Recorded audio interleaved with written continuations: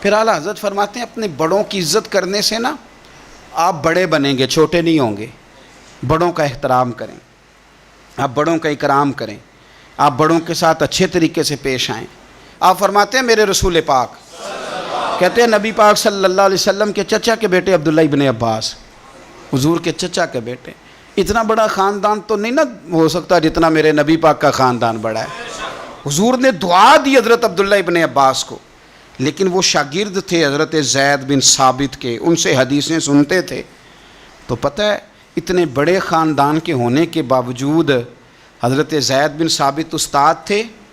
اعلیٰ حضرت لکھتے ہیں ایک دن حضرت زید بن ثابت گھر سے نکلے گھوڑے پہ، جناب عبداللہ ابن عباس حضور کے سگے چچا کے بیٹے نکلے، جناب زید بن ثابت ان کے استاد ہیں، تو شاگرد نے دوڑ کے استاد کے گھوڑے کی لگام پکڑ لی اور آگے آگے چلنے لگے جس طرح کوئی خادم چلتا ہے۔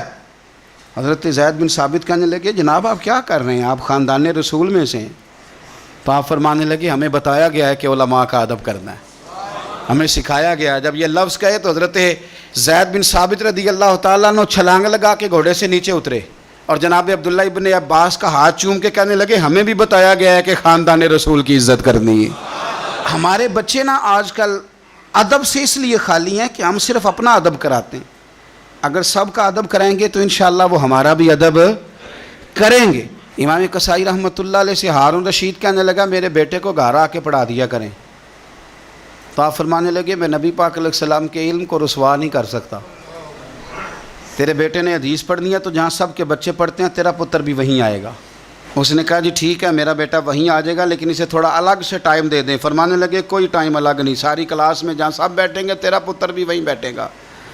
عرض کی چلو اس کا سبق ہی پہلے سن لیں، فرمایا یہ بھی نہیں کروں گا، جو پہلے آئے گا سبق اس کا پہلے سنا جائے گا، یہ نبی پاک کا دین ہے۔ اب ہارون رشید کیا کہتا ہے، بادشاہ ہے، کہتا ہے حضور میں بھی بڑا ذرا آپ کو آزما ہی رہا تھا کہ میں اپنے بچے کو کہیں کچے استاد کے پاس تو نہیں داخل کرانے لگا، انشاءاللہ یہ آئے گا اور خدمت کرے گا آپ کی، آئے گا۔ ہارون رشید گزر رہا تھا اور امام قصائی رحمۃ اللہ علیہ نا وضو کر رہے تھے۔ یہ اعلیٰ حضرت لکھتے ہیں ساری باتیں، ساری انہی کی سنا رہا ہوں، انہی کے مطلب کی کہہ رہا ہوں، زبان میری ہے بات ان کی، انہی کی محفل سنوارتا ہوں، چراغ میرا ہے رات ان کی۔ چراغ نے جب سنورنا ہو تو اندھیرا ہو تو سنورے گا نا، ورنہ چراغ کو پوچھے گا کون؟ تو انہی کی محفل سنوارتا ہوں، چراغ میرا ہے پر رات، یعنی میرے چراغ کو چمکنے کا ماحول انہوں نے ہی عطا کیا۔ امام قصائی رحمۃ اللہ تعالیٰ علیہ وضو کر رہے تھے، ہارون رشید گزر رہا ہے، اور ہارون رشید کا بیٹا شہزادہ، سلطنت کا شہزادہ، استاد جی پیر دھو رہے تھے تو وہ لوٹے کے ساتھ پانی ڈال رہا تھا۔ ہارون رشید نے دیکھا تو غصے کے ساتھ گھوڑے سے اترا۔ لوگ کہتے ہیں ہم یہ سمجھے کہ اب ہارون رشید نا امام قصائی پہ غصہ کرے گا کہ شہزادے سے وضو کروا رہے ہیں۔